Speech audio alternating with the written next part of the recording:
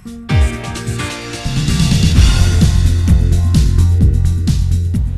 po sa Usapang Baboy Plus. Nandito po ulit ako, si Doc Ariel, kasama aking partner, si Miss Ana. Ito po yung magiging last topic natin para sa first module ng Usapang Baboy Plus.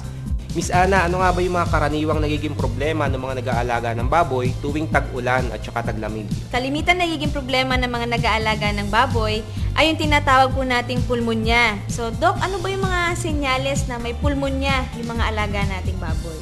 Unang-una dyan ang ubo. Masasabi natin na ang ubo ay dahil sa pulmonya kung makakarinig tayo pagpasok natin sa loob ng piggery ng 2 ubo bawat 10 minuto. Pangalawa dyan yung tinatawag nating thumping. Ito yung makikita natin na yung baboy ay malalim at mabilis huminga. Pangatlo dyan yung tinatawag nating ammonia smell na karaniwang maaamoy sa umaga o kaya sa gabi.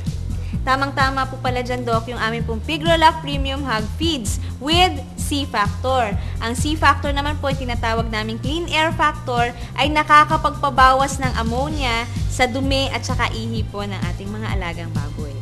Pang-apat, yung tinatawag nating pig smell sa damit.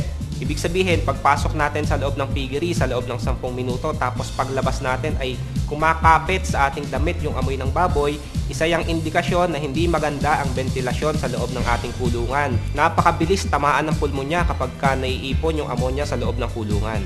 Panglima, yung tinatawag nating uneven sizes or hindi pantay-pantay ang laki ng mga baboy pagdating sa panahon ng bentahan. So, Doc, ano ba yung iba't ibang klase ng pulmonya na karaniwang tumatama sa mga babuyan?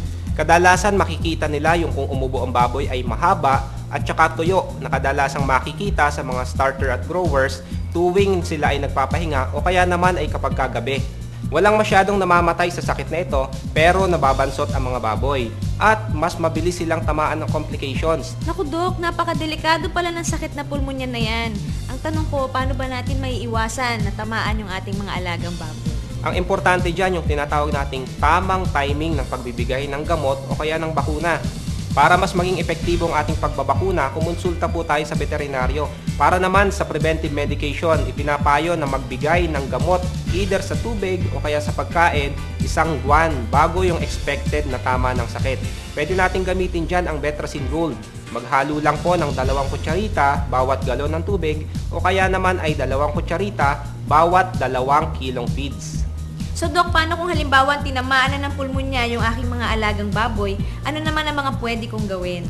So in this case, pwede natin gamitin ang Betracin Gold sa daming 2 teaspoon per gallon sa loob ng 7 araw. Kailangan din po nating tingnan yung ating management and husbandry or kung paano natin inaalagaan yung baboy.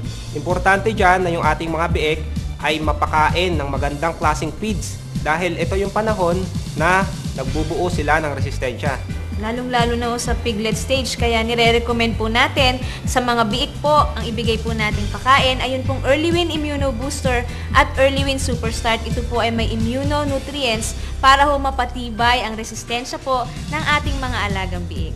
At kapag umuulan naman, huwag niyong kakalimutan na magkabit ng kurtina na gawa sa sako. Pero ang pagkakabit po nito, huwag nating isasaga doon sa pinakabubong. Lagyan po natin ng espasyo, yung bubong at saka yung ibabaw ng sako para may malabasan ang hangin. Iwasan din po natin na magbigay ng stress sa ating mga alagang baboy. Kapag din po nagkakaroon tayo ng problema ng pulmonya, ugaliin po din natin ang pagdi-disinfect. Pwede po natin gamitin ang microban sa daming 40 ml per galon ng tubig at i-spray po ito linggo-linggo.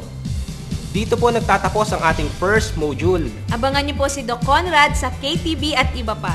Muli po, ako si Doc Ariel. At ako naman po si Miss Ana. Dito po sa Usapang Baboy Plus.